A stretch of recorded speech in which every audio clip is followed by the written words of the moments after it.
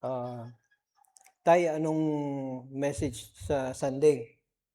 And I gave him the title. The title is, Who is this man we call Jesus? Ito yung message, title. And then, as I was going through the word, the message, sabi ko hindi kakayanin ng isang pasada lang itong message nito. And so, this is yung message natin ngayon, magiging part 1. Okay? So, ibig sabihin, magsi-series ulit tayo. Okay? And I don't know if we are going to go through this for another 2 or 3 or 4 series. Kaya lang, looking at the message this morning, iniwala ako na God will be leading us again into maybe 3 of a series. Okay? Maganda itong ating tatahakin ngayong hapon because this is going to lead us through Matthew chapter 1.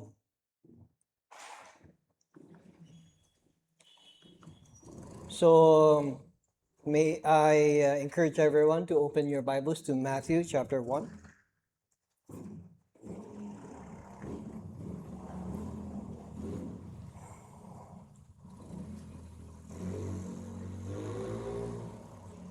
If you notice, pag pumunta tayo ng accounts in the Bible, very particular ang mga Jew with genealogy or lineage, yung salin lahi. Okay? Very particular sila, very detailed sila. Kaya tunghayan natin sa Matthew chapter 1, we'll read this.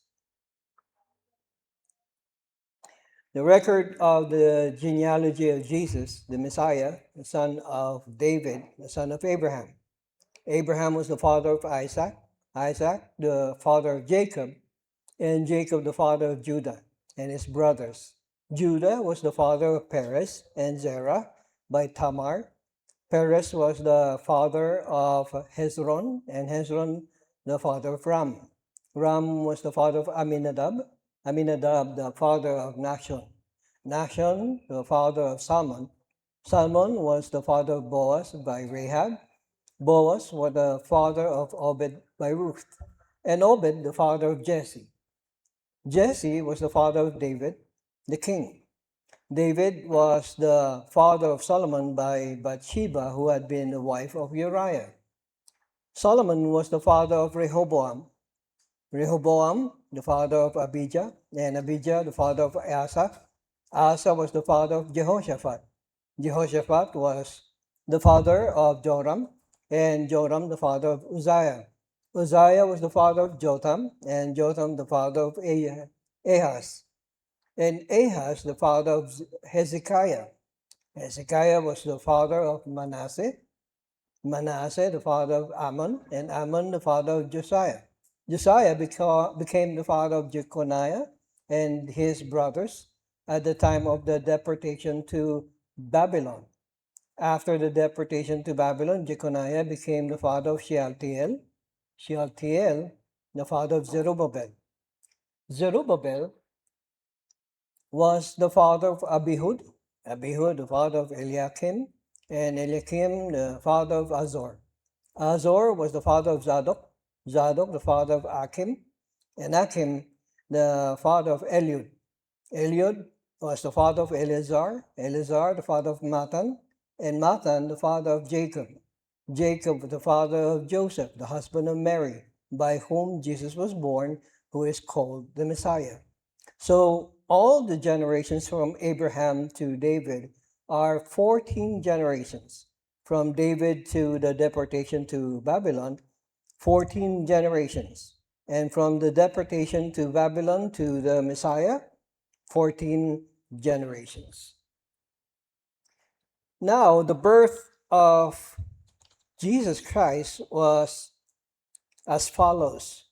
When his mother Mary had been betrothed to Joseph, before they came together, she was found to be with child by the Holy Spirit. And Joseph, her husband, being a righteous man and not wanting to disgrace her, planned to send her away secretly. But when he had considered this, behold, an angel of the Lord appeared to him in a dream, saying, Joseph, son of David, do not be afraid to take Mary as your wife, for the child who has been conceived in her is of the Holy Spirit. She will bear a son, and you shall call his name Jesus, for he will save his people from their sins. Now all this took place to fulfill what was spoken by the Lord through the prophet.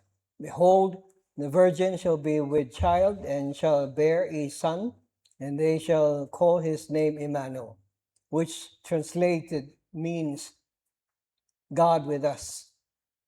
And Joseph awoke from his sleep and did as the angel of the Lord commanded him, and took Mary as his wife, but kept her a virgin until she gave birth to a son, and he called his name Jesus. So very important, mga kapatid, this is very important for us to understand the meaning of the name Jesus. Dahil ito yung dapat nating pakatandaan. Ito yung dapat nating panghawakan sa ating mga puso. Itong pangalan na ito. Okay? It is really very meaningful. Kaya ang message natin ngayon is, who is this man we call Jesus? So part 1, ano yung origin niya? Kaya to start with, Jesus the Messiah has an origin to begin with. Okay? May pinagumpisahan, may pinanggalingan. May I request, Nico?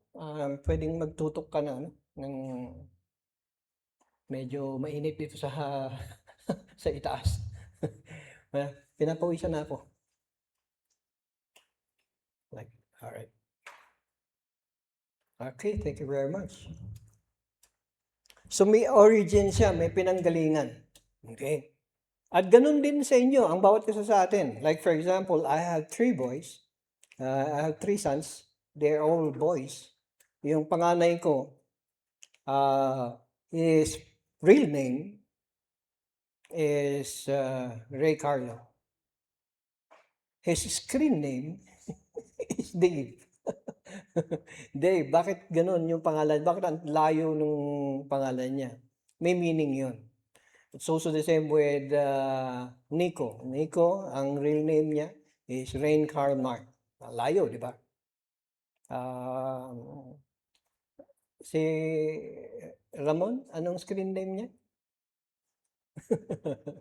So, meron yung may mga, they're all associated. And they're all unique in one person. Okay? It's also the same with Jesus Christ. Okay? Jesus Christ, hindi basta pangalan yung ibinigay sa akin. May meaning yung pangalan niya.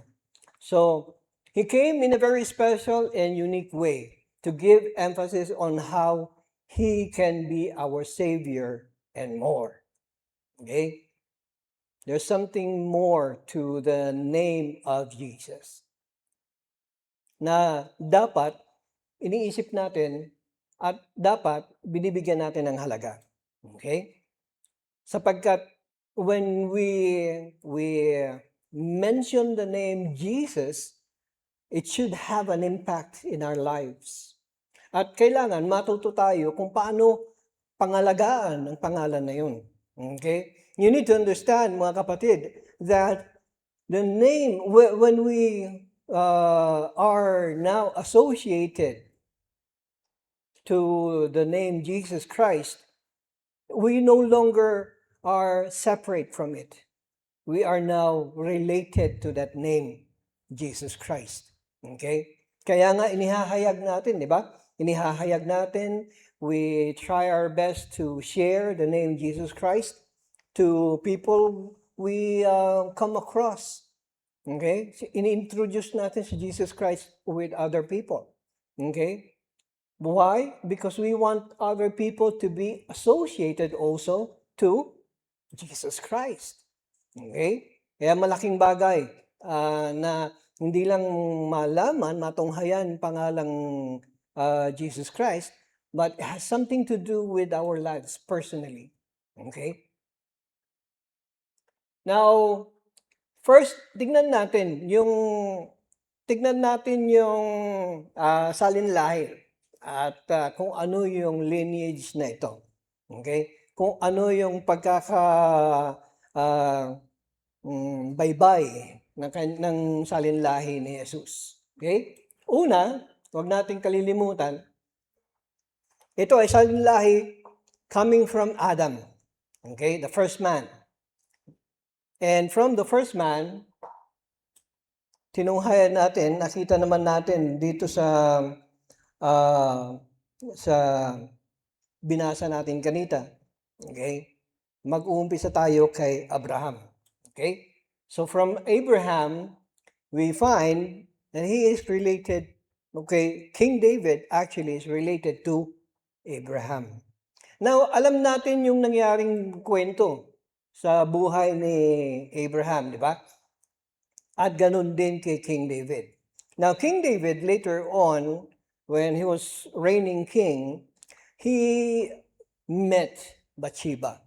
Sino ba si Bathsheba? Bathsheba, during that time, was married to Uriah, one of the fierce, well-known warriors of King David. Okay? Yun yung kwento.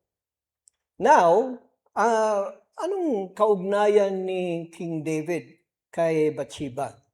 Now, itong si King David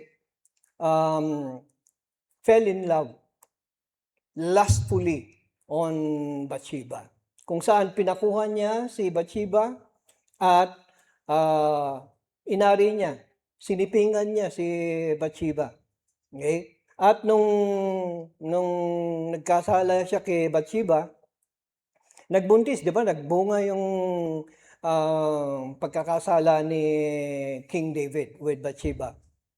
Then, ang nangyari, siningil at namatay yung nasa sinapupunan ni Bathsheba. Then later on, nung nagbuntis ulit si Bathsheba, pinagbuntis naman niya ngayon si Solomon. So since si Bathsheba ay inari na niya bilang kanyang asawa, naituring ngayon at lumabas na itong si Solomon, siya yung sumunod na hari. The next king from King David. Okay? Now, from King Solomon, yung salinlahi na yan ay matatawag nating royal line yan. Okay? Kasi salinlahi from the king himself, the King David, King Solomon, and so on and so forth. Salinlahi ito ng mga hari. And pagka sinabi nating salinlahi ng mga hari, this is called the royal line.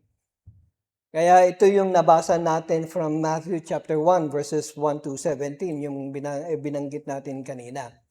Ang problema, naputol itong royal line na ito.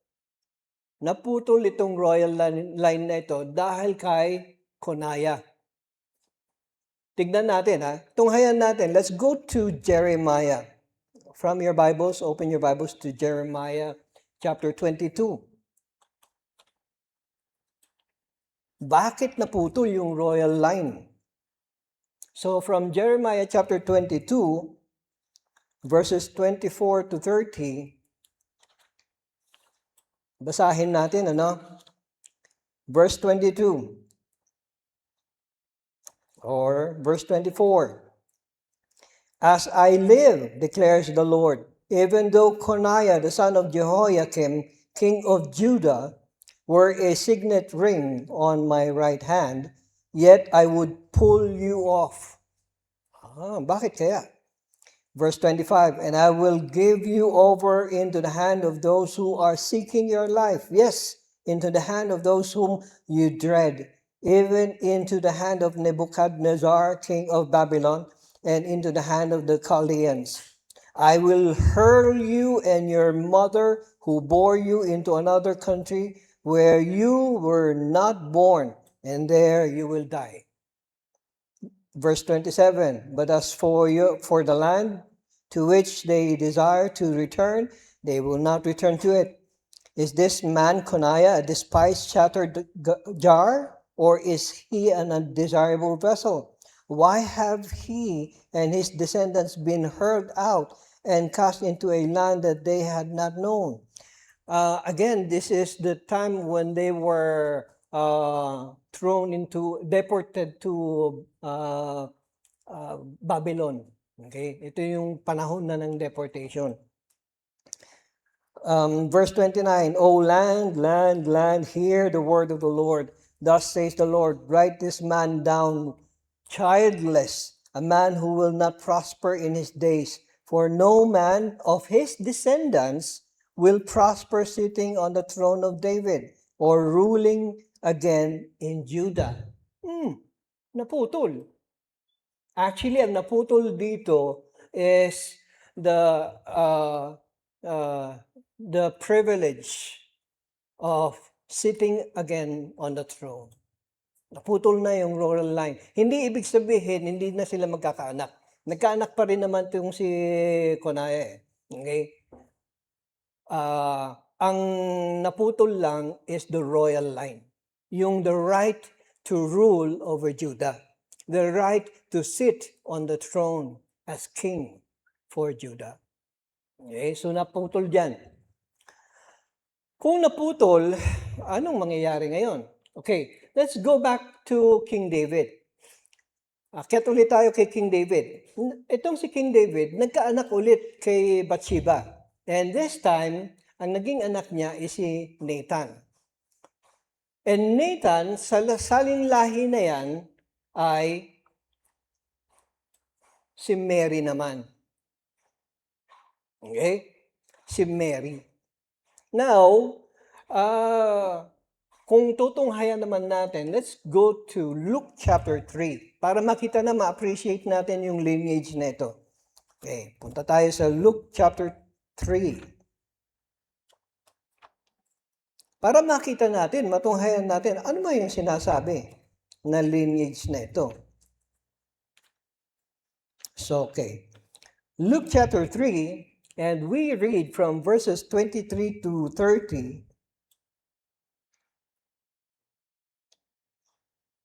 When he began his ministry, Jesus himself was about 30 years of age, being, as was supposed, the son of Joseph, the son of Eli, son of Mattat, the son of Levi, the son of Melchi, the son of Janai, the son of Joseph, son of Mattathias, the son of Amos, the son of Nahum, the son of Hesli, the son of Nagai, the son of Maath, the son of Mattathias, the son of Semin, the son of Joshek, the son of Joda, the son of Joanan, the son of Resa, the son of Rezubabel, the son of Shealtiel, the son of Neri, the son of Melchi, the son of Adi, the son of Kosam, the son of Elmadam, the son of Er, son of Josha, the son of Eliezer, the son of Jorim, the son of Madat, the son of Levi, the son of Simeon, the son of Judah, the son of Joseph, the son of Jonah, the son of Eliakim,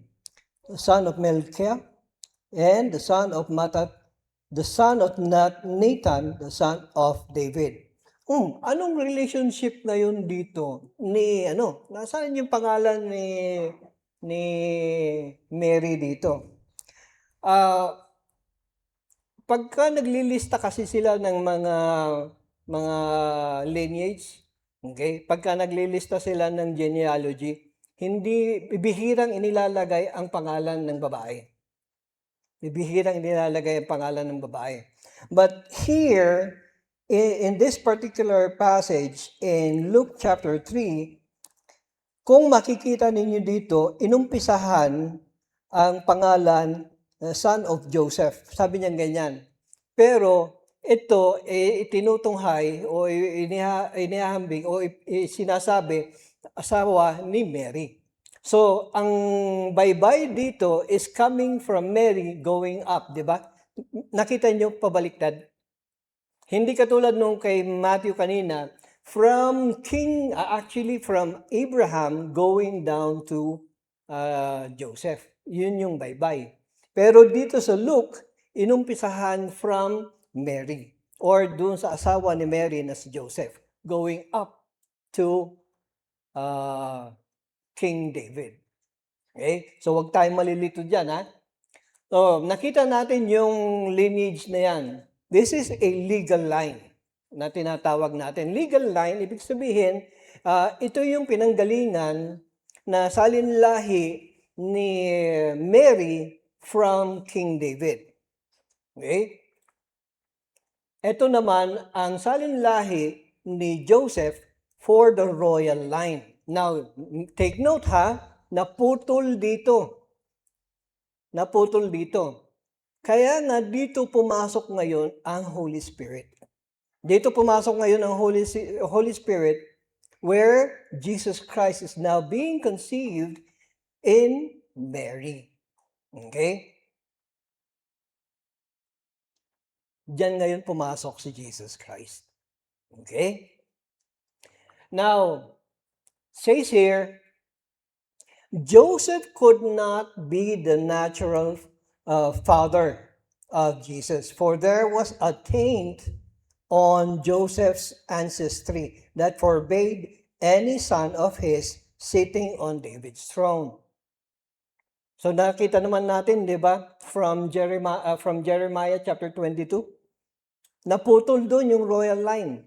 Walang pwede, hindi na pwede. Dahil because of King Conaiah.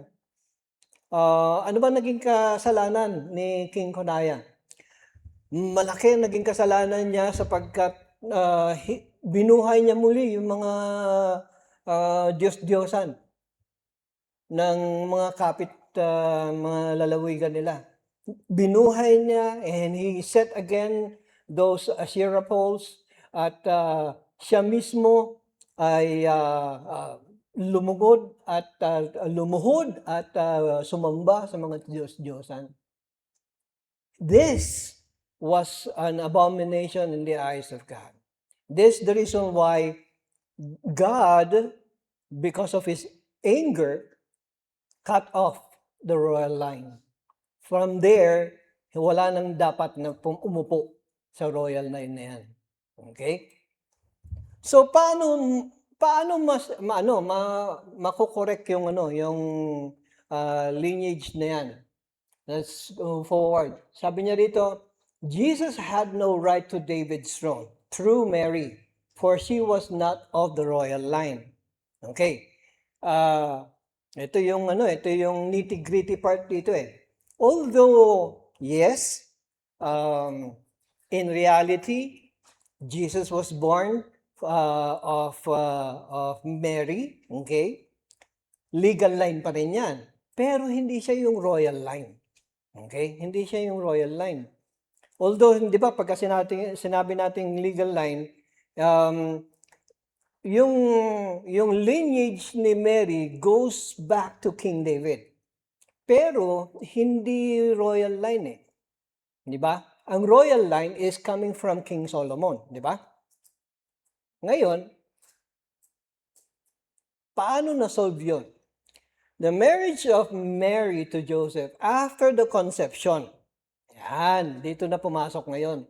Through the Holy Spirit and before the birth makes Jesus the legal heir to the throne of David. Kaya nga, dumating yung, di ba? Yung angel kay Joseph. Anong sabi niya? you take Mary as your wife. Kaya habang pinagbubuntis ni Mary si Jesus Christ by the Holy Spirit, doon pumasok si Joseph ngayon, taking Mary as his wife. Pinakasalan niya ngayon. Ngayon na pinakasalan niya si Mary, anong mangyayari ngayon? Hindi na illegitimate child si Jesus Christ, di ba? Married na sila si Mary at saka si Joseph. Kasal na sila eh. Okay? Wala namang nakakaalam. Sino ba nakakaalam na conceived by the Holy Spirit si Jesus Christ? It was only the three of them. Okay? Only God, Mary, and Joseph. And the angels, they know this. Okay? So they continued on with this scene. Kaya nung naipanganak ngayon si Jesus Christ, what happened? Legal, di ba?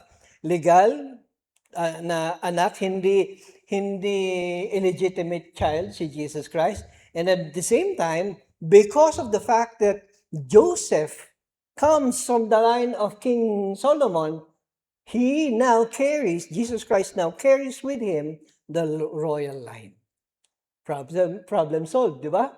Oh, galing. Kaya ngayon, ito yung kagandahan ng nalalaman natin kung ano yung origins natin.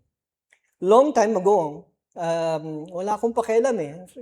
Kailangan kong malaman yung sinong lolo ko sa tuhod, lolo ko sa talampakan. But importante pala. Para nang sa ganon, you can appreciate where you came from. Malaking bagay. I still remember Pastor Erwin. He would talagang nagbibigay siya naglalaan siya ng oras, ng salapi para malaman niya yung lineage nila.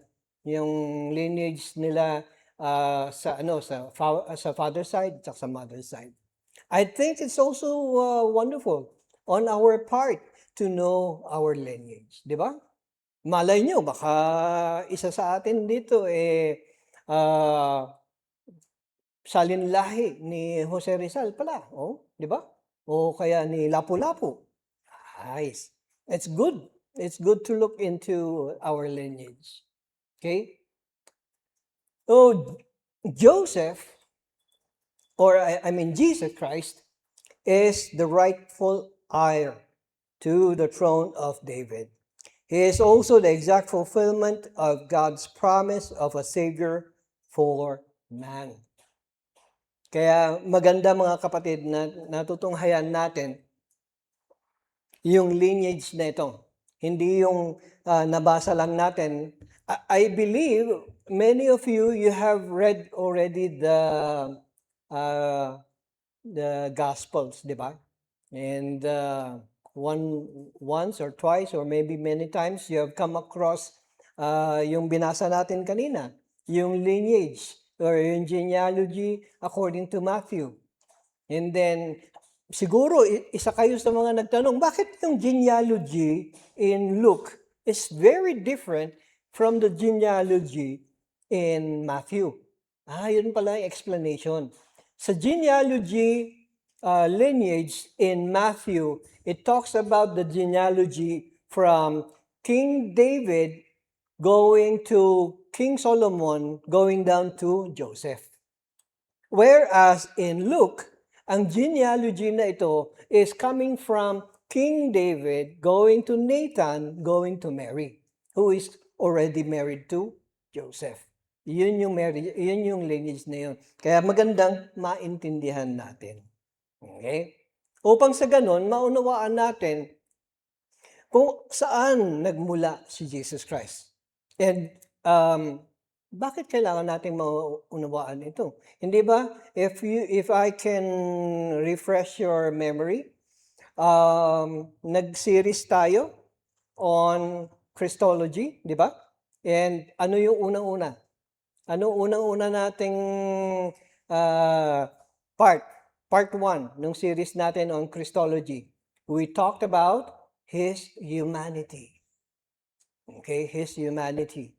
He is very human. Jesus Christ was very human.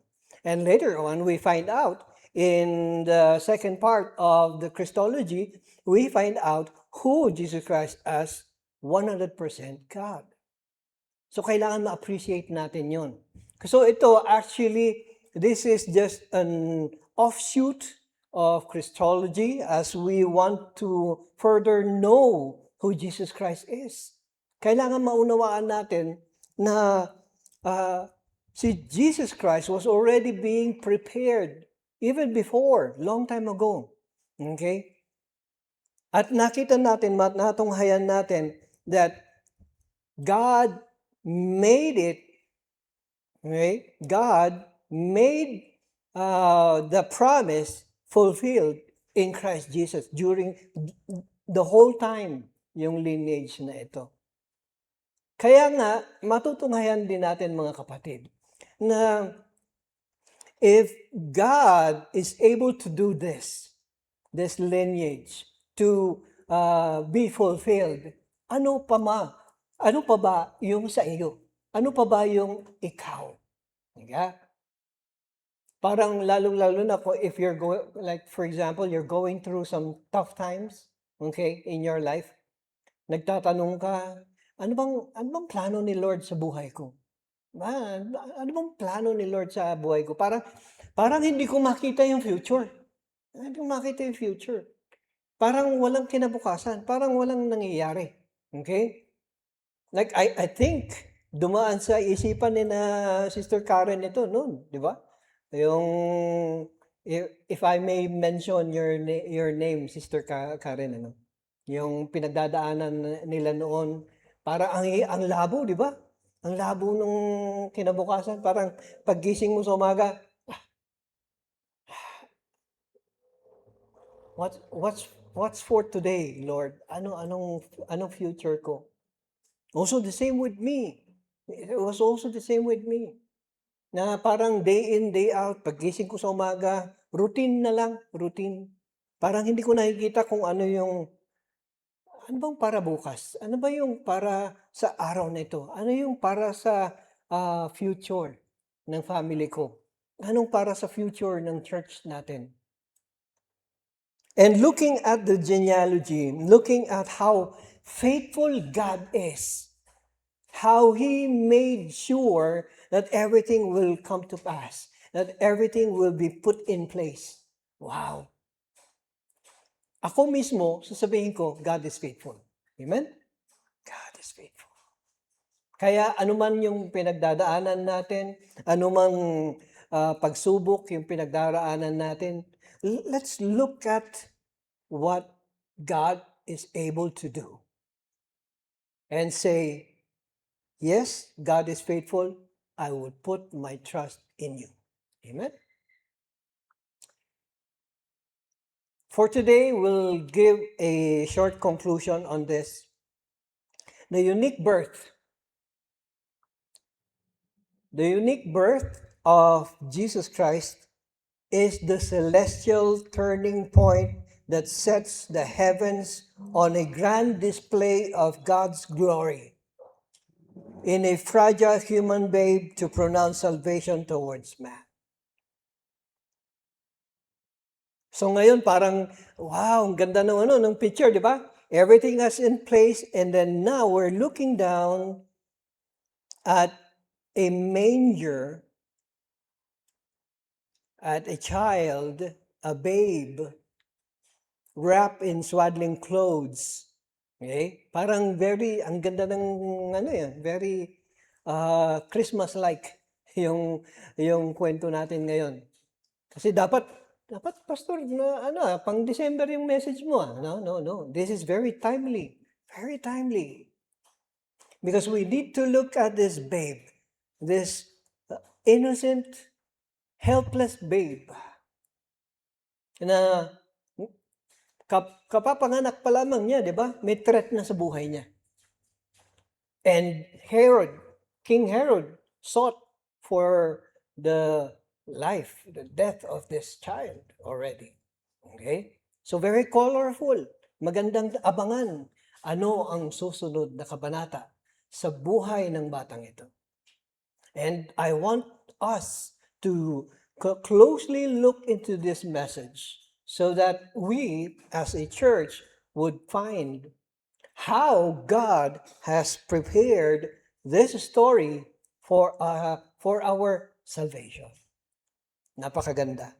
So later on, next Sunday, we are going to go through another part 2 of this message. Who is this man we call Jesus? So that we would later on find ourselves walking side by side with our Lord, our Savior.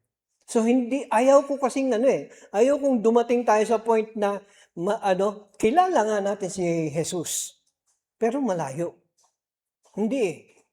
We need to know Him very closely so that we can relate who He is and find ourselves in Him. Yun ang gusto kong makita natin. Tutunghayan natin, and we are going to walk by His side later on. Amen?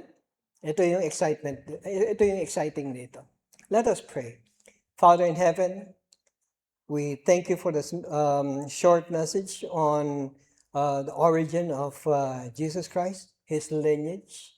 This is really very important for us to know, and not just to know, but to feel in our hearts. And then I pray, Father, I pray that as we dive deep into this message, I pray you will open our hearts, you will lead us closer and deeper and more personal in Christ Jesus. Again, I thank you for your message. This is our prayer in Jesus' name. Amen. Amen. Amen. God bless us all.